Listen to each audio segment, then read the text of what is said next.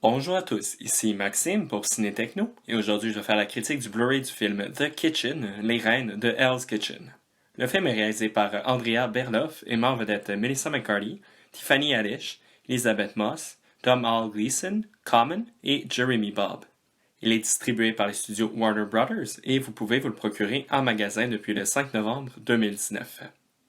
Quand leurs trois maris sont arrêtés pendant un vol et qu'ils écopent d'une peine de prison, Cathy, Claire et Ruby s'inquiètent de leur situation, considérant que financièrement, elles dépendent de leurs époux. Les trois femmes décident de reprendre le projet de leur mari pendant leur absence et prendre le contrôle de Hell's Kitchen.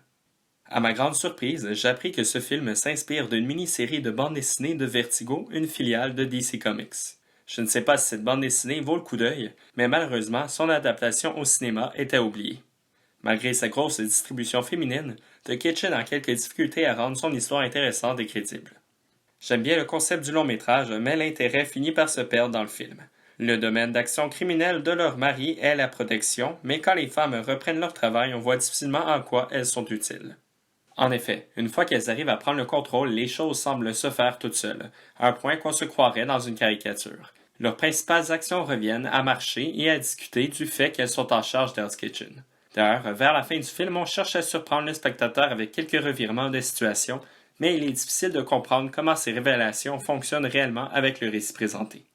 À quelques reprises, le long métrage est divertissant, mais c'est vraiment sans plus. Melissa McCarthy n'est pas nécessairement mauvaise, mais son personnage est sous-développé au point qu'il est difficile de comprendre comment elle arrive à faire ce qu'elle fait, considérant qu'elle n'a rien de bien menaçant. Tiffany Haddish s'en sort peut-être un peu mieux, mais encore une fois, les intentions de son personnage demeurent un peu trop vagues pour le spectateur. Elizabeth Moss est probablement le point le plus positif de The Kitchen. Sa transformation en criminelle est la plus intéressante et la plus réussie. Son personnage aurait gagné à avoir plus de place dans le récit. Les décors et l'environnement sont représentatifs de l'époque. Encore une fois, c'est surtout le récit qui fait défaut et qui ne semble pas à l'image du contexte. Néanmoins, j'ai bien aimé les choix musicaux avec des chansons comme Carry On, Wayward Son de Kansas et It's a Man's World. Qualité d'image. Le transfert en Blu-ray est joli, il y a plusieurs bons plans de la ville de New York, soit de nuit ou en plein jour. D'ailleurs, les différents décors sont bien mis en valeur. Piste sonore et format l'image. L'audio est disponible en anglais 5.1 DTS HD Master Audio en audio description anglaise et en français Dolby numérique. Les sous-titres sont disponibles en anglais pour malentendants, en français et en espagnol. Le format d'image est de 1080 pixels haute définition. Pour les suppléments, on propose des featurettes, Running Hell's Kitchen et Taking Over the Neighborhood. Il y a également quelques scènes supprimées.